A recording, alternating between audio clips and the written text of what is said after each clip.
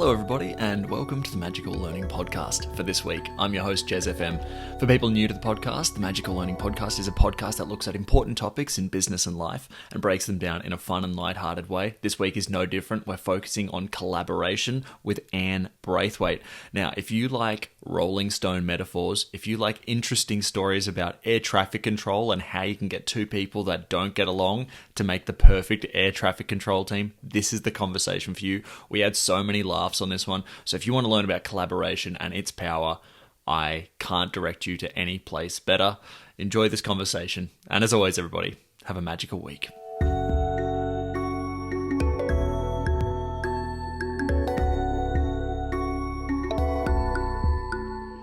The shuttle has landed. Welcome, everybody, to the Magical Learning Podcast, and that's because we were just talking about a different podcast, which I think we'll have to touch on, Anne, at some point shortly. But first, let's check in with Danette. Danette, how are you going this week? Yeah, good, Jez. Lots of travel this week, so been to Canberra, been to Wagga this week as well. Finally at home for the weekend, which very excited about that. And it is a beautiful winter's day today, so very, very grateful. How's your week been, Jez? Yes, my week has been good. I'm doing work with the Adapt podcast, which Danette hosts, and also the Magical Learning Podcast. Those have been a bit revamped, so if you check out the video of both of them, they're both looking very schmick. But I also have been doing some additional video work for a basketball team, a local basketball team, Coburg Basketball here in Melbourne. And I got a GoPro recently, so I was excited to do some sports footage with it. And I took it yesterday to sort of do a bit of an interview with someone, and it ended up being a very somber interview because it was this person's 350th and last game. So it was an interview that was kind of reflecting on his career. So I got that in GoPro HD, but I don't know if I fully utilized the GoPro's full features on that video. But still, great week otherwise. And Love Anne, yes, thank you. Anne, how's your week been before we get into everything? Yeah, it's been good too, thanks, Jez. Much like Danette, I've been travelling, so I've been to the Gold Coast this week, and that was my first time there. It was colder than I anticipated, but that could have been because I was mainly in a conference room where they seem to have some sort of penguin-like approach to the system there, and everyone had their coats on. But we did get outside a couple of times, so that was nice. They should call it the Cold Coast. Anyway, honestly, totally misled about the Gold Coast, I have to say. But no, it was all good. But I'm back home now and really looking forward to a weekend here at home. And we're putting some big trees in this weekend, so I'm very excited about that. That of course requires to dig some very big holes, but hey, it's good. Good to be outdoors. Yeah. That's it, and not in an indoor Gold Coast conference room at 0 degrees Celsius. It sounds like penguins need not apply. Thank you very much. Yes. Well, Anne, we are so excited to have you on. Before we get into everything today, I was just going to ask, for people that may be being introduced to you for the first time, do you want to tell us a little bit about yourself? Sure.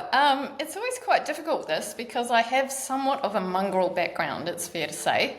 I have been geographically promiscuous in my life and lived in many places and indeed countries, and I've been a bit the same with my career. So I started out as an air traffic controller back in the day, and that was a 10-year career, which was really great to do. And I don't know if we'll get to it today, but I've got a great story about being collaborative in that environment. You cannot hide in an air traffic control tower from colleagues that you may not really like all that much, but it's quite important that you do your job well. And then after that, I put on a backpack, and during that I put on a backpack and went wandering the globe for 12 months and decided that I wasn't going back to air traffic and I was off to do more new adventures. And by many hops and jumps through management roles and large consulting firm roles, have ended up working for myself for the last years now, 14 years maybe,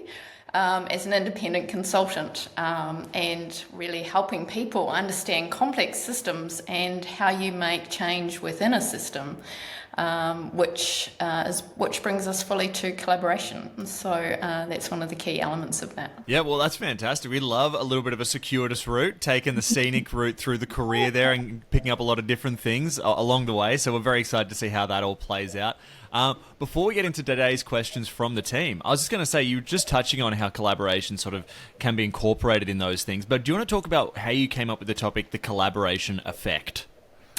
Sure. What I have noticed, so we talked about the countdown right at the start, and a couple of the podcasts I listened to, one is Ancient History, nerd alert, and also the History Podcast, which is Dan Snow in the UK, BBC podcast, and they have a mashup of things from history, including the countdown to one of the first shuttle launch, and it always lights me up because I remember watching that back in the day. And so throughout history, we've seen massive shifts, some good, some not so good, both involving collaboration. But some of the world's most complex problems have come about because people got stuck in collaborating. We've all been through the pandemic. A vaccine for the pandemic, for the COVID, was developed in record short time. It's interesting to know that malaria kills upwards of 600,000 people globally annually and has done for decades, and we've only just come up with a vaccine about 2 years ago. So when we collaborate, we can do amazing things. When we collaborate, things like the Berlin Wall go up and they come down again. When we collaborate, women like us got the vote, didn't it?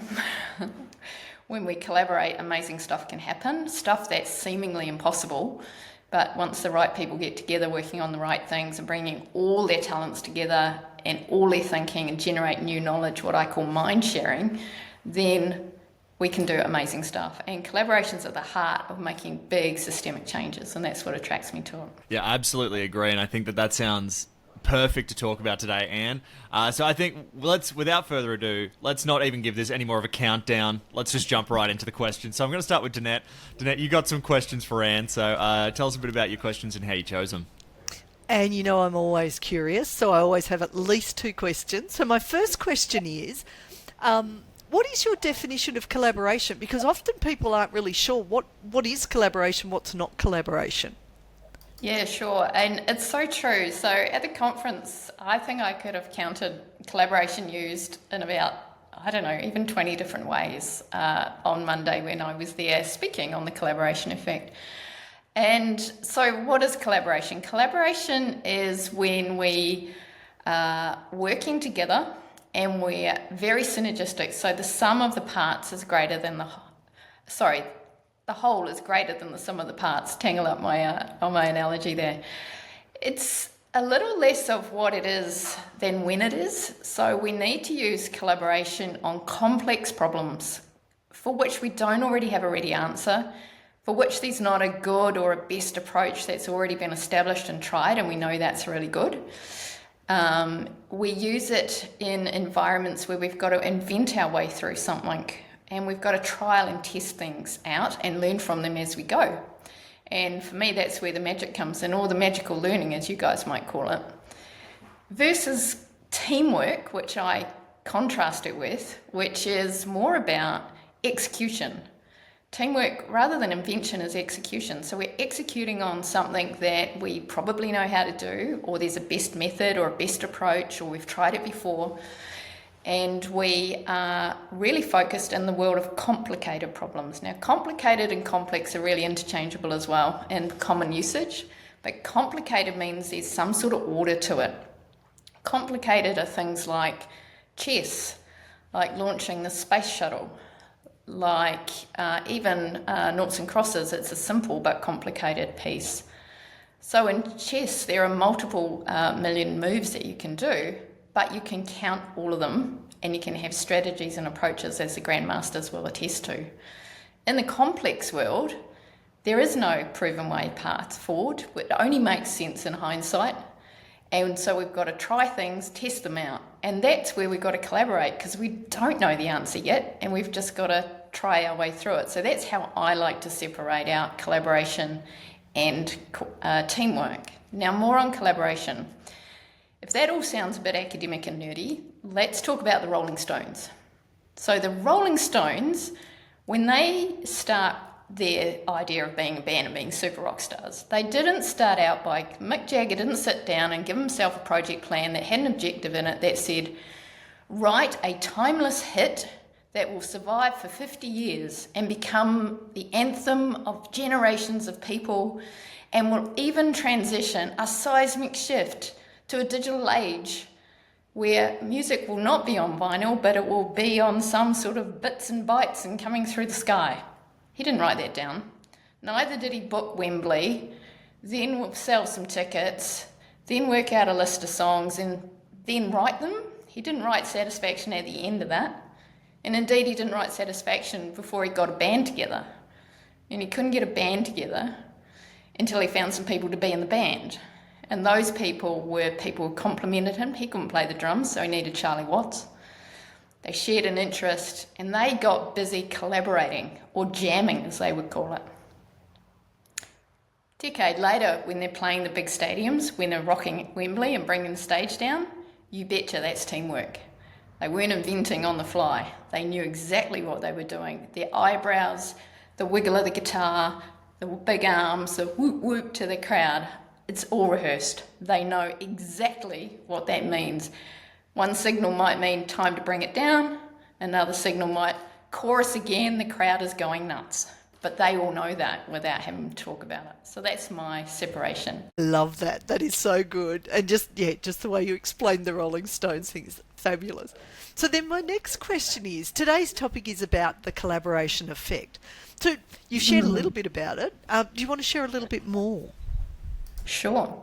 So it is the magic moment in the collaboration effect. And it's funny that we started talking about launches and space shuttles because I describe it like the gravity assist you get when you go around the moon.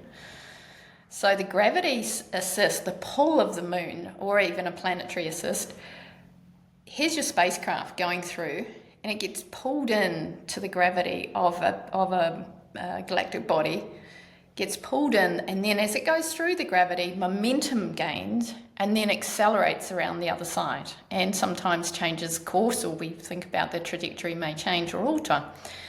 So for me, the collaboration effect is about that. It's about creating a gravity assist that comes from the power of people working in that synergistic way and that collaborative dynamic that it creates. Now, there's a but in there. The but is, to create that collaboration effect, we've got to do things in the right order. And we often do them in the wrong order. In fact, our institutions drive us to do them in completely the wrong order. They say, write your objective, book Wembley, then sell some tickets, write some songs, and get a band together. Because now we know what we want to do. But then the band goes, well, I don't want to play drums, I want to do saxophone. Maybe I'm better at this or that, right? So the collaboration, we've got to go through what I call the zone of doubt. And I'm not sure, I might be jumping into other questions, so let me know if I am. The zone of doubt is the bit that happens at the start. It's the go slow to go faster bit. It's the bit where we connect with each other, just like Keith Richards and Mick Jagger did at the Dartford platform on the tube on a windy, wet London morning. And if you've been to Dartford, I can tell you from personal experience, it's far from rock and roll. But there, Keith saw Mick had a copy of a Muddy Waters album and thought, this is the guy who likes my kind of music. So then they got together with the likes of Charlie Watts and Bill Wyman, and they hung out at places like the Marquee Club. They got busy creating their own sound. So that gelling of the people working on stuff that they were interested in, willing to put the effort in, and able to do something about it, starts to create that gelling. So that takes time. And in that time, in that what I call the zone of doubt, why is it the zone of doubt? Because at that time, in our institutions, people want project plans, they want deliverables, they want 2-week time-boxed results and progress against something that we don't even know what we're building yet. And it gives you great comfort to know I've got deliverables, even though they might not be the right ones and we might be building completely the wrong thing, and we've got a plan. Great, we've got a plan. We know that next month we'll probably change it because the goalposts will move and someone's priorities will change, or there'll be a change at the senior leadership team and the plan won't stand up for more than insert time frame here. But it gives us comfort. So for a while, it looks like these sort of traditional approaches to complex problems are working and they're better, except they're not, and then they fall off. Now, what happens is that the go slow part of the collaboration picks up, much like the rocket, pulls through and outperforms every single time. Traditional approach is a steady line trajectory. We slingshot effect through the collaboration, but we've got to hold on for the ride through the zone of doubt. That's the collaboration effect. I love that. And again, love your use of the Rolling Stones to explain that too. It's fabulous. So I will say thank you, Anne, and hand back to Jez so we can ask some more questions. Hey, Anne, I'm actually just going to disappear for 1 second because what you were just talking about has reminded me of something. So I'll be back in literally a second. I'm just grabbing a book. Can't wait.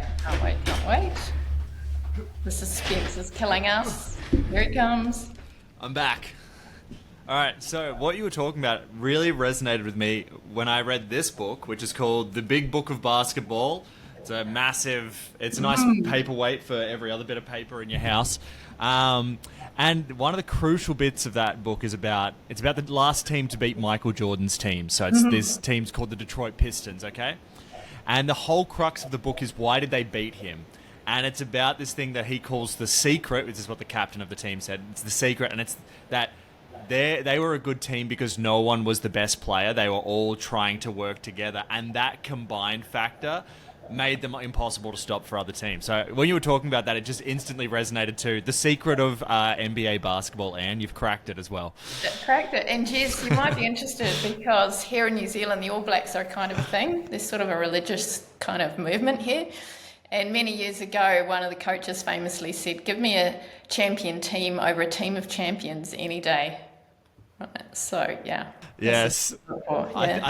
It's exactly right. Great. Well, and it's great. It's just relevant everywhere. Let's continue going, though. Let's jump into Graham's question here. So Graham sent this one in, and he's asked, where have you seen collaboration overdone in an organisation, and what was the outcome? So I think collaboration overdone is not collaboration at all. I think it's where we get into the myths of what is collaboration. So we think collaboration is about sitting around the campfire, holding hands, singing Kumbaya, and doing some trust building exercises. So sometimes it feels like that, and it's really icky, and no one really wants to be there. We think it's about having to like everybody.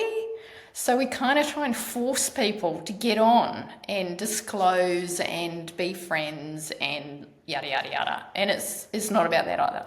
That helps, but it's not about that, right? The other thing we do is we think that collaboration is something like this. We just get online and magic will happen all by itself. Or we put people in a room, or we give them Miro boards or Post-it notes, and well, we are collaborating because we're sitting there together talking about stuff. Well, that's not collaboration. That could be a meeting. It could be an argument. That could be people in Parliament ranting about something. It could be any of those things, right? So, but they're not collaborating. And so I think we confuse collaboration with some of those things. It's none of those things. Collaboration's hard. And yet, for humans, it's a natural talent that we all have. We're all really, really good at it. But when we get to work, half our brain shuts down and we get all linear and logical and think every problem's a complicated one, so therefore there must be a best answer and we can do it. And then we wonder why it's not working, and it feels like we're over-collaborating because we're having more meetings and more stuff and more Zoom calls and more Miro boards, and just throw some more Post-it notes at it and that'll fix it. But we're not actually collaborating. We're just doing more of the same stuff. Right? So that's what I think over-collaboration might look like. Yeah, very interesting. It's fascinating. I like the phrase "throw some Post-it notes at it." It feels, I understand what you're going for there, and it feels very true. I think I've seen that approach before. Nothing like I'm a big fan of Post-it notes. Don't get me wrong, but just let's not scattergun them and use them because it's fun. Let's do some real stuff. Yeah. And occasionally writing "kick me" on your friends and then sticking it on their back is always a good one, Always good. Always good. Yeah. Always. Yeah. Well, I might jump into my question here because it's kind of coming off of a sort of slightly similar approach, which is that why do you think that some people see the word collaboration and feel negatively towards it? How can we shift that view? And the reason I ask this just quickly is because I have remembered being at uni and I always loved team projects. It was one of the things I actually liked. I liked doing a bit of collaboration, but I knew people that hated them. And so, yeah, absolutely hated them. So I guess I was just wondering, a bit more about that insight and how you can change that approach. Yeah, I'll give you, I've got two things buzzing in my head from that, Jez, which is I was the opposite of you. It's like, get off my project. I'm just carrying you lot. Get off. I'm just carrying you. Right? So that was part of my mindset. And I've got a client right now who I will not name, but is totally that same mindset, right? Working in a collaborative process. It's like, actually underneath all of that, so I don't want to carry these people. They're a bit rubbish. I'm not going to hold that together. I'm a bit clever. But I think the real one, I think Urban Hippo's got a really great definition of collaboration, which is an unnatural act practiced by non-consenting adults. Right? And I think that's how it feels a lot of the time, right? Get in this room and collaborate. Like, I have to like Jez. He's a real pain in the neck. I don't like Jez. I don't agree with him. I think he's full of rubbish. And he's just here to suck my brain and get up the ladder on my back. That's what I'm thinking about Jez, right? Or we're just put in this environment and there's nothing around it. So people think it's a crock, they think it's an HR thing, they think it's nonsense, they think it means I have to agree with everybody, and I really don't. They think it's just a way through to avoid dealing with the really hard stuff. And so what I say about collaboration is it's not about getting on, it's about getting on with what matters. Now, trust me, it's much easier for people getting on to some extent, and I expect everyone to act in a professional way when they're at work. So that's really what we're talking about. So people hate it because it's not well done, as a summary. We don't do it right. Yeah, we just think because we're humans and we know how to collaborate, we'll throw them in a room and it'll happen, forgetting those little swipe cards that we use to get into the office shut down half of the brain, and the half of the brain that knows how to collaborate. It's a theory. Well, one thing that you did miss before when you were saying all the things how I wanted to sort of climb over you in the corporate ladder, you also forgot that I also want to steal your work lunch. That's the other thing. You bring in good yogurts, so I want to smash those. You want my lunch, you want the promotion, you're actually a bit lazy. You're just here because there was another thing you were trying to avoid going to. All these things are happening. It's like... That's it. Well, that's great, Anne, and thank you for that as well. It's so fascinating. It's really interesting how much of this conversation is what collaboration isn't, which I find very interesting because you're right. I thought collaboration was obvious, and as you're going through all these items, I'm going, yeah, you're right, actually. This is very interesting. What a fascinating topic. Let's jump into Marg's question here. So Marg has asked, what are some ways in which you can boost collaboration in a team? Cool. Have a gnarly problem. Have a gnarly problem is a really good way to boost collaboration in a team. Now, there's lots of gnarly problems. So, what am I talking about? A gnarly problem that you cannot fix on your own.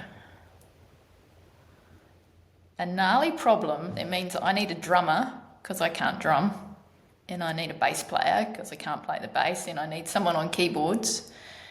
And for me, I need a guitarist as well because my limits of my talents are singing. So I got a whole band I need to get together, right? I'm good in the shower, but that's it, right? I need the band. So what's the gnarly problem that's going to take more than just you to solve it?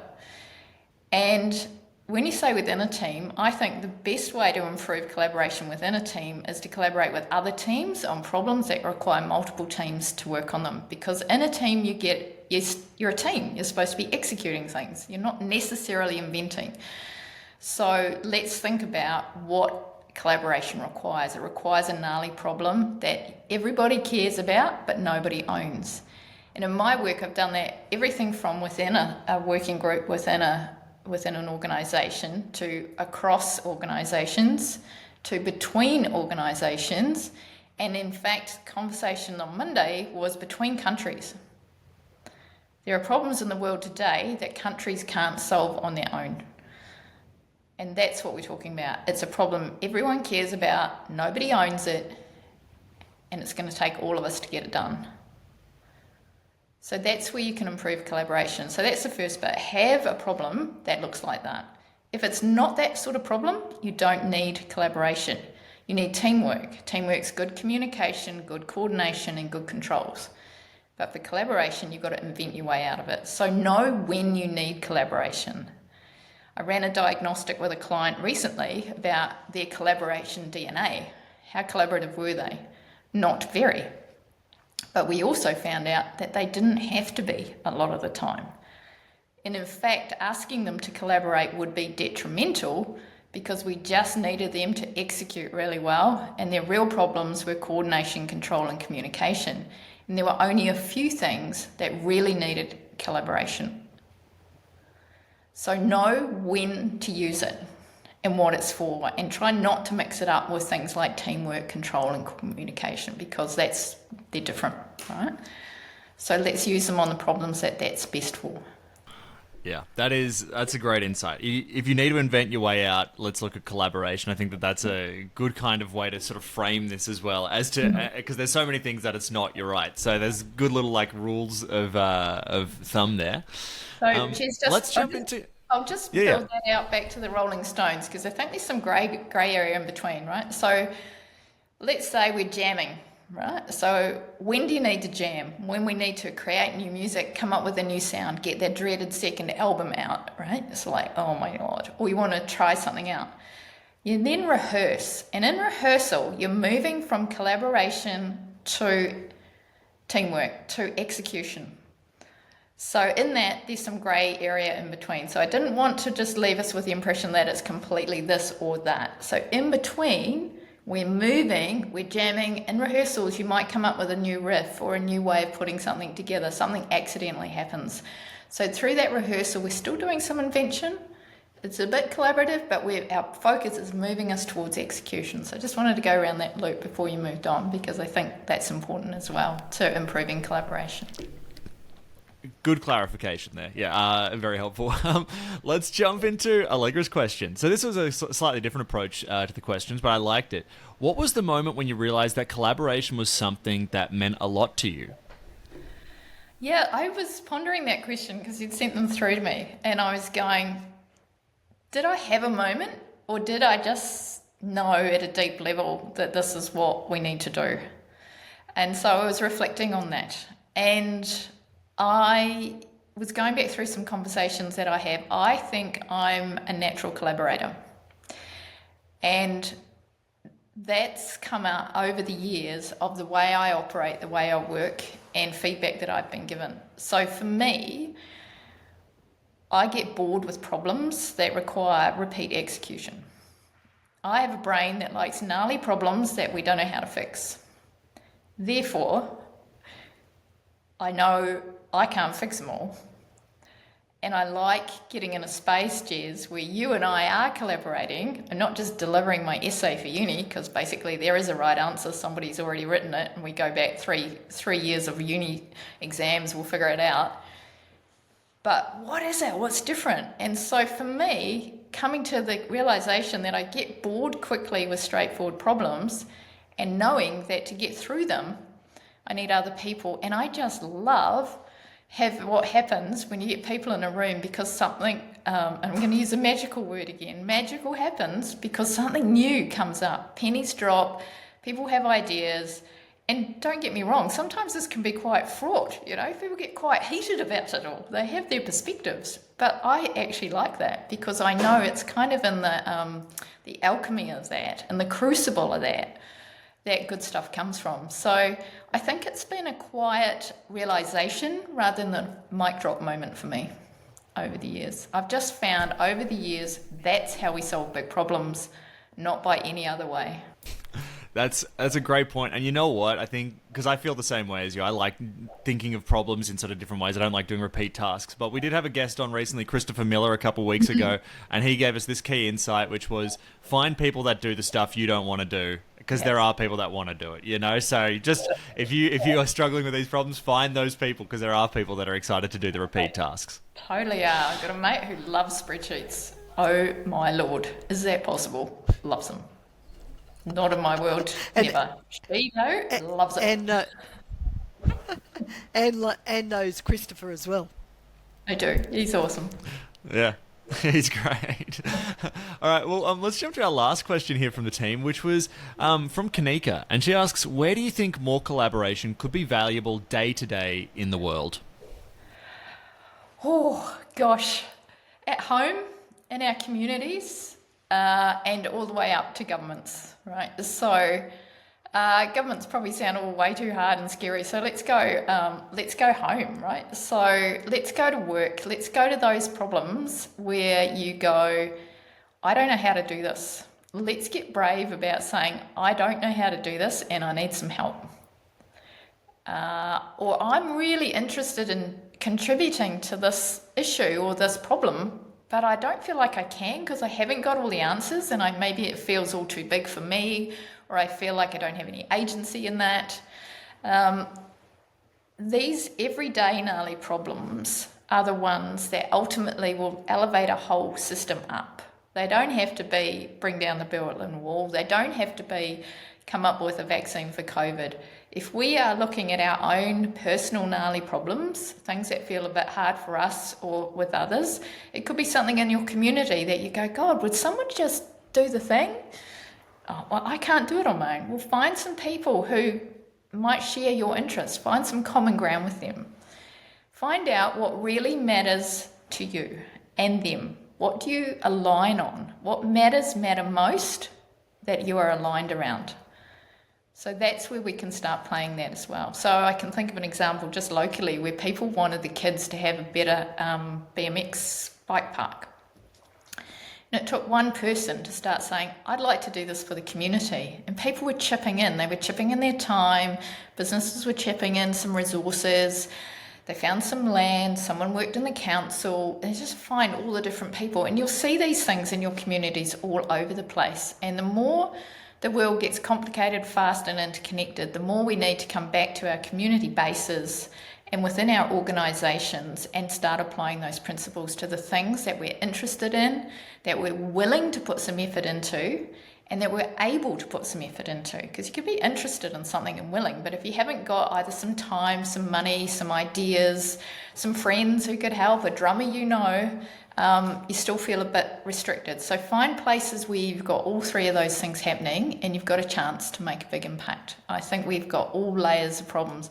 If you want to go and take on the UN, go for it. You want to build a skate park in your community, go for it. And if you want to build a skate park at the UN, go for it. I reckon that's the way. That's the idea that we need. So someone said on Monday, if I could have all the funding out of Australian federal government and I could spend it on street parties, that's what I would do, because we get every street in Australia connecting with each other and the people in their neighbourhood. Can you imagine what ideas could pop out of that and what would be possible? That sounds great to me. Let's get that person in office ASAP. I think. Well, Anne, thank you so much for answering all our questions. I'm just going to grab some final thoughts here from Danette. So, Danette, did you have any final thoughts from today's conversation and the collaboration effect? Oh, I love this conversation. I loved how you distinguish between collaboration and teamwork. And I really love how you've talked about, and I'll make sure I get the your zone of doubt. So rather than going, let's get really linear and go step by step, let's actually get the people together, get them sort of knowing each other before we try and do all of this is what we're trying to achieve. So, and I just loved your Rolling Stones analogies as well, or metaphors. Thank you so much. Such a great conversation. We're definitely going to have you back. Thanks, Danette. Yeah, and I also took a lot of notes. I mean, I also thought the zone of doubt was interesting as like a crucial part of collaboration. But I did have one note that was really important, and and also having a gnarly problem. I love that phrase. But the thing that I realized we haven't touched on, air traffic collaboration story. Well, this is a story about if you don't like someone, right? Now, this is really a teamwork story, to be honest, but it was a moment of collaboration because we learnt from each other. So, early 20s, sitting in a control tower not too far from here, and I was working with a guy who I thought took a few too many risks. I thought he was just a bit brave with what he was doing. And for me, very, let's say, confident person. For him, I was way too conservative, really too conservative, which meant the planes were going slower than they could have been. And for me, he was so busy trying to get everybody everywhere fast that I was worried that he was running things a bit tight, as we used to say. And this one particular day, you can't really get away from anyone in a control tower. You kind of got to work through these things. Well, we both said what we thought about each other's approach to work. Like, you're like this, or you're like that. And go, yeah, we probably are. And I don't know by what gift of the universe I went, you reckon we could learn something from each other? Maybe that's the collaboration penny drop for me. And I went, what about this? If you think I can go faster, I could do something. There was another thing I could do to make this go faster. You tell me. But I reserve the right to not do it because it's my license. Because if something goes wrong in the air traffic world, you are personally liable, not the company, but you personally. On the other hand, if I think you're doing something that's just a little bit, shall we say, running it a bit tight, you'll at least consider it and listen. And the long and the short of that story is two things. One, we became the go-to team in the tower. So good collaboration leads to really good teamwork. So that's one thing. Collaboration will give you good teamwork. If there was a problem, the pilots wanted us to be the two in the tower when it happened. The other thing was, I still wouldn't have bothered to cross the street to say hello to him in the weekend, and we lived in a small town. And he, me. So, yeah, don't have to fall in love with the people you're working with, but you do need to work with them. That really reminds me, back to basketball. Somehow this has been a very basketball-heavy conversation for me, but I was on a basketball team that won 2 mixed basketball championships at my uni, and we famously didn't talk to each other at all. At halftime, we were all loitering around doing our own thing, but we still played together well.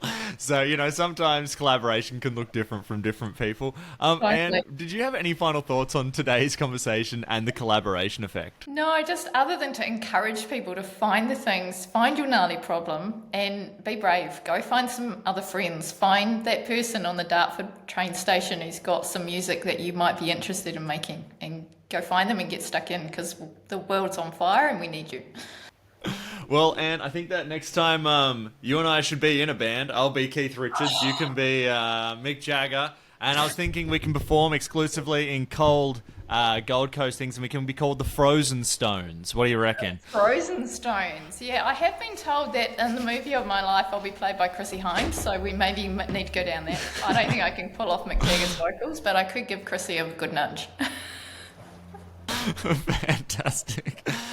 And if people who listen to this, they're like, I need to get in contact with Anne. This was amazing. I need to learn more about collaboration. My team needs to collaborate. Where's the best place for people to reach out to you? And do you have any resources for people as well? I do. So you can find me at annbraithwaite.com. Everything is there. What I do around the collaboration effect. You can read my snippets, a word given to me by an Australian friend, more correctly pronounced snippets in the Australian vernacular. And these came from a project where she would just sidle up to me and go, got a little snippet for you. And the little snippet was always worth hearing. So I hope I do her proud by providing little snippets. They're usually about a 3 to 5 minute read at best. Tales from everyday life that might be useful to you, and we focus in on some of these topics there. Great. Well, I'm excited to read some of these snippets or snippets. I'm not sure which one it officially is, Anne, but thank you so... Thank you so much for being on today. It's been an amazing episode. I know we've had a lot of laughs. I've had a great time.